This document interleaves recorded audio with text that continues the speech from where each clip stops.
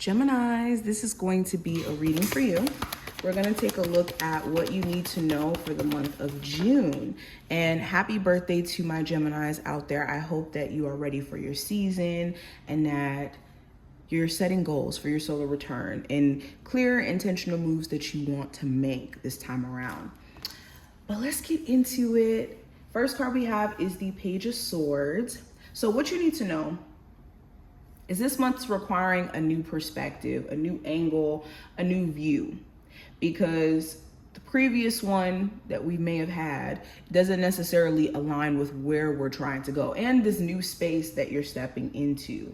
So new perspectives, also being observant. What's going to help you and benefit you during the month of June is being in an observant position, not speaking too much on things, just kind of collecting information as you're getting to know someone, especially for my Geminis who could be dating anyone new in your life or getting to know a new friend or inviting new people in your life. Be in an observant position because this will give you all the information that you need to know. Also, this does talk about being mindful in terms of who you're communicating with. Are you sharing ideas with people who are negative, who always have something bad to say? Are you sharing your ideas with people who want to steal your ideas, or they look at things from the perspective of what they can and cannot do instead of genuinely giving you advice on what you're working on? And for a lot of you, you could be sharing your ideas with certain individuals who just do not have your best interest and do not have the capacity to maybe understand the magnitude of what you're trying to do. So it's just knowing who you're sharing your ideas with, also your deepest, darkest secrets. Some of you guys are sharing, getting to know someone and may have quickly shared your trauma with them. And this may be someone who is working through their own trauma. So pay attention. Are there any trauma bonds that are, in formation or that have already been formed and are in your life currently? This could be friendships too, where the only basis of the friendship is just based off of conversations around problems. Now with the Eight of Swords and the Devil card here, if you have anybody around you who could be struggling with substance abuse issues or going through some things in terms of mental health problems, like a family member,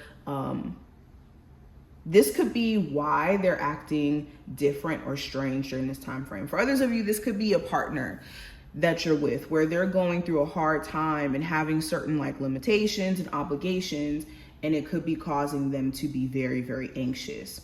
And for some of you, this is actually talking about you. There could be certain things that subconsciously you guys haven't really gotten a chance to work through that have been just kind of locked up with a key and a lock.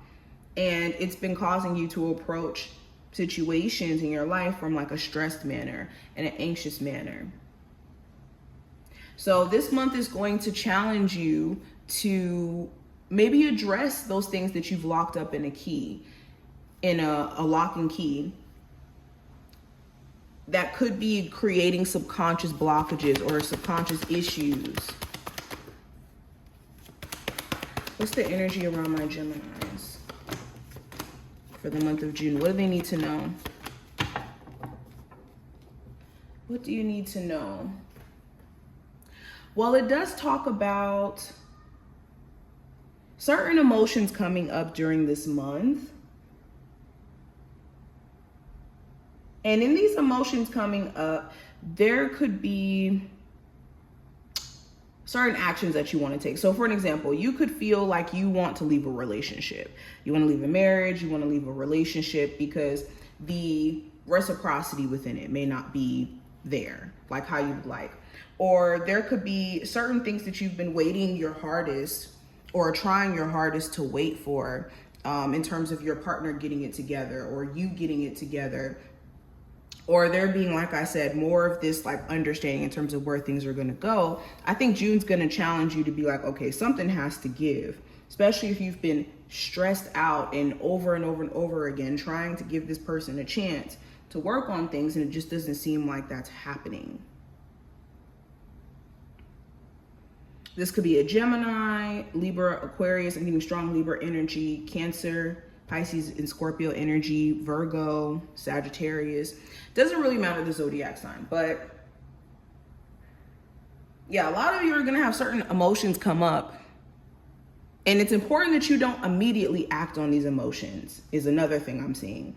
Because as you're feeling these feelings, you could also feel differently later, or sit back and think about it logically and realize that, wait, maybe I shouldn't do that. So there could be an impulsive action that you take during this month of June that you really want to be mindful of acting on. This could be breaking up with your person when you don't really want to, or, you know, leaving a job where you don't really want to leave it without having certain things set up. All right, let's keep going. What do my Geminis need to know for the month of June? Okay, so any previous disruptions or issues you ran into were not to throw you off of what you're doing currently or what you're working towards.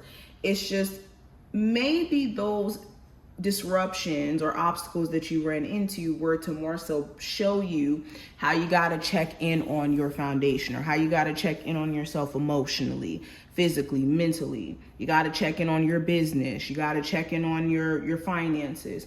Whatever disruptions you may have experienced up until this point, disruptions or obstacles are literally moments of where we have to solve problems, go in and address a problem that's there.